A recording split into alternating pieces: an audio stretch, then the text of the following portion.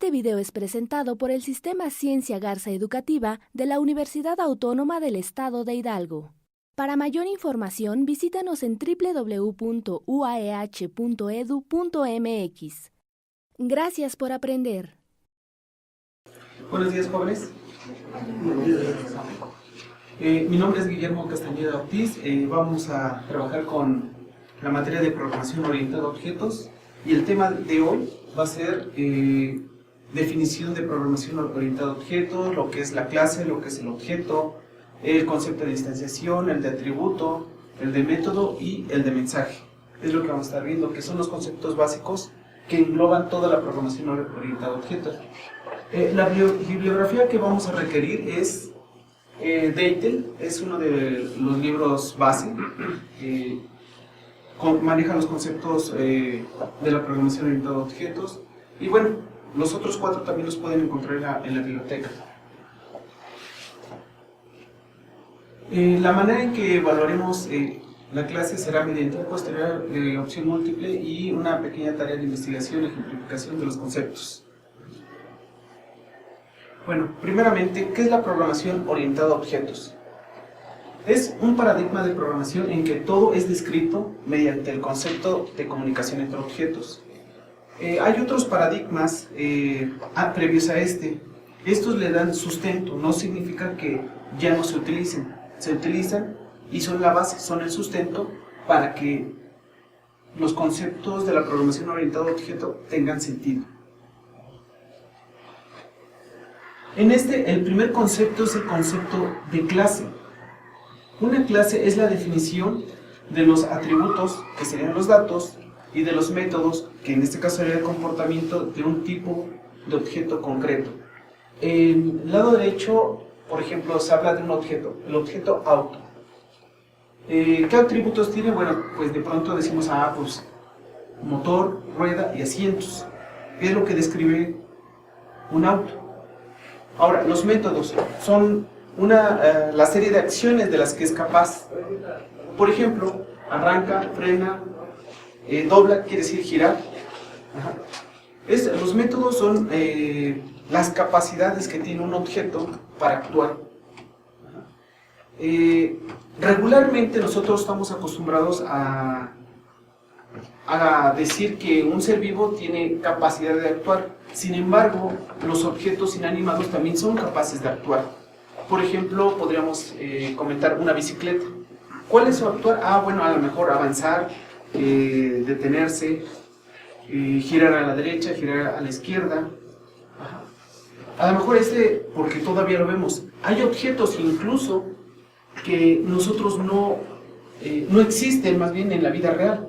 Un ejemplo de ello sería, por ejemplo, un círculo.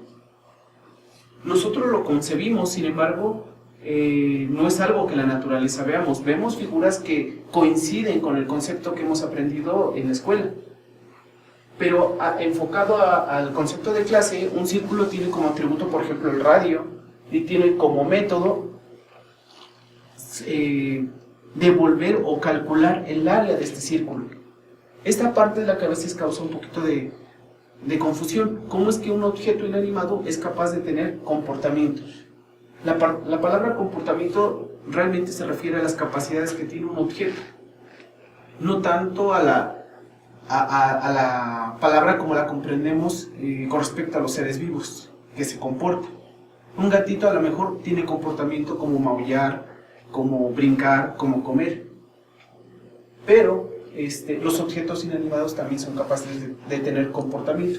Entonces entendamos la palabra comportamiento desde el punto de vista de la programación orientada a objetos. Entonces, ¿qué ocurre con todos los objetos? Todos los objetos están compuestos de 2 cosas: atributos y métodos. Los atributos, bueno, son los datos, y los métodos son el comportamiento. Bueno, casi todo puede ser considerado un objeto. Los objetos representan cosas simples o complejas, reales o imaginarias. En realidad, pues, cualquier cosa que ustedes puedan concebir es considerado un objeto. Los objetos son cosas como un borrador, como una silla, como una mesa, una manzana, Una idea como un círculo, un número, una fracción, un número complejo, todo es un objeto. Los objetos pueden ser reales o imaginarios. Pueden ser cosas que nosotros regularmente tocamos o manejamos, como una bicicleta, este pizarrón, una silla, y pueden ser imaginarios como, por ejemplo, una figura geométrica, en el sentido de un círculo, no está en la naturaleza, pero nosotros lo abstraemos como un conocimiento. Un número tampoco está en la naturaleza, pero lo abstraemos. Incluso podríamos imaginarnos un globo cuadrado y lo podemos modelar. Lo único que cabría pensar es qué utilidad práctica le podríamos dar. Los objetos pueden ser simples o complejos. Un objeto simple podría ser un borrador, una silla, una mesa, un pizarrón, y un objeto complejo podría ser un salón. El salón de clases ya incluye el pizarrón, la silla, la mesa, borrador. A eso se refiere. Un objeto complejo está compuesto de objetos simples. ¿Cuál es la relación que se guarda entre los objetos y las clases? Bueno, la relación es la instanciación. Una clase es como la definición de un objeto, pero no es el objeto en sí. Del modo como una idea no es una cosa física. Convertir esa idea en algo, en un objeto real, es a lo que llamamos instancia. Para ejemplificar esto, imagínense que tienen los planos de una casa.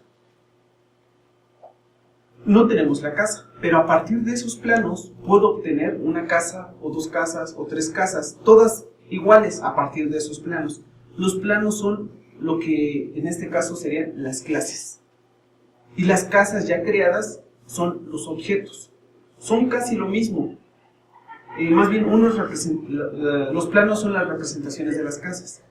En el ejemplo de las casas, yo tendría que decir, a partir de los planos, crear una casa. En el caso de los objetos o de la programación, yo tendría que decir, a partir de la clase, crear un objeto. Pero en lugar de usar la palabra crear, se usa la palabra instanciar. A partir de la clase hay que instanciar un objeto. En concreto, un objeto es la instanciación de una clase. No son lo mismo. El objeto ya es algo que ocupa espacio en una computadora, espacio de memoria. Y una clase solo es una definición que está almacenada en el disco duro. Todavía no se está ejecutando. Ahora, como comentábamos, los objetos tienen atributos y tienen métodos. ¿Qué es un atributo? Son los datos, propiedades o características que distinguen a un objeto y a la vez lo diferencian de los demás. En este ejemplo, un avión pues tiene velocidad, color, tamaño, coste. Ahora, imaginemos un elefante. De pronto yo puedo decir, pues tiene a lo mejor orejas grandes. Bueno, pues eso ya lo distingue. Pero eso de las orejas grandes también lo distingue, lo diferencia de otros objetos. Porque de entrada, cuando digo tiene orejas grandes, ya eliminamos la posibilidad de que sea un pollo, o la posibilidad de que fuera un borrador. No solo lo distingue, sino además lo diferencia de otros objetos. Un atributo siempre me da las características, casi siempre lo que puedo ver externamente de él, aquello que lo identifica. Un método son las operaciones que permiten el acceso a las propiedades de un objeto. Se reconoce como el comportamiento de un objeto. ¿A qué se refiere? Bueno, comentábamos que son una serie de acciones de las que es capaz un objeto, en este caso el objeto carro. ¿Qué métodos tiene? Pues es capaz de arrancar, ir, parar, girar. Los datos que serían, aquí ya pusieron valores a los atributos específicos. El atributo sería color, pero el valor específico sería rojo. El atributo sería velocidad, pero el valor de ese atributo es 280 km por hora. El atributo sería estado del tanque. El valor es que está lleno.